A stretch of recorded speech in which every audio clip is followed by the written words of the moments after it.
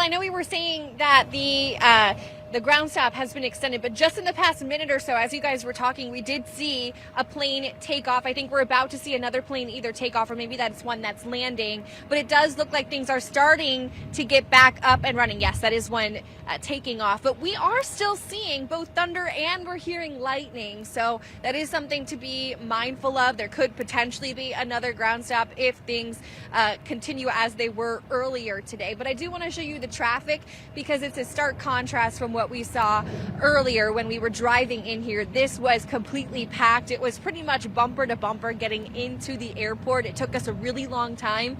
So if I or my family member were traveling to the airport and they had a flight, I would advise them to leave early just because it has been quite a mess on the roadways, as I'm sure you are aware. We do plan to go down to ticketing. We hear that area is pretty chaotic given how many delays and canceled flights there have been. So once we get down there, we'll be sure to let you know, and we can give you a live look of what you might see if you are traveling tonight. Guys? Sarah Robinson live for us. Thank you so much. We want to go to the newsroom where Derek is watching that big board for you, the arrivals and the departures as well. Derek, how does it look? Yeah, I'm tracking that flight that Sarah just saw take off. It's actually a flight that's going to Vancouver. It was supposed to take off at 12:10 this afternoon. It just took off at 3 o'clock, so it's about 3 hours delayed. So there these folks go. They're up over the Tempe area, this flight to Vancouver on kind of a regional-sized jet. Taking a look at the delay board here. So far, in the last 24 hours, there have been 24 canceled flights, 417 delayed flights. This board shows 2 diverted flights, but we heard earlier from a spokesperson, I think they had 10 diverted flights. So a lot of impact at Sky Harbor today. And throughout the day, I've been looking at kind of Flight Radar 24's version of the misery map. It shows you the disruption index. That's the average delay and the average in both outbound and inbound flights.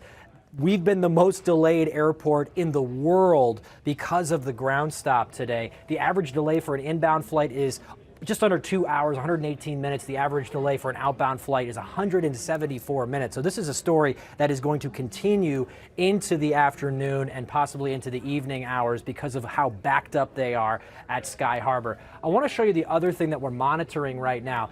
This is the Regional Dispatch Center active incident board. This is where emergency responders, first responders get dispatched. We can see kind of where they are when they are responding to emergencies. And they've been responding to a number of water rescues. There's one right now in the Scottsdale area that popped up at 2:40, so about 20 minutes ago. This is near Miller Road and Murray Lane.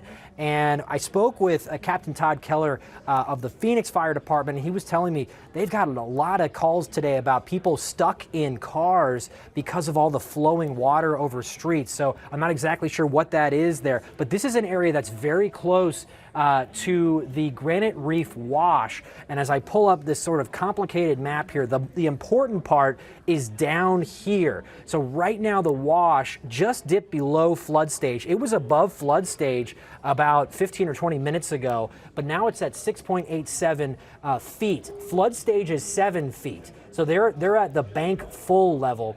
And if you see this little purple thing right here, this is the highest recorded level ever at the Granite Reef Watch. Back in 2014, September 8th, it was at 7.76 feet. We almost got there today. We were at 7.67 feet. And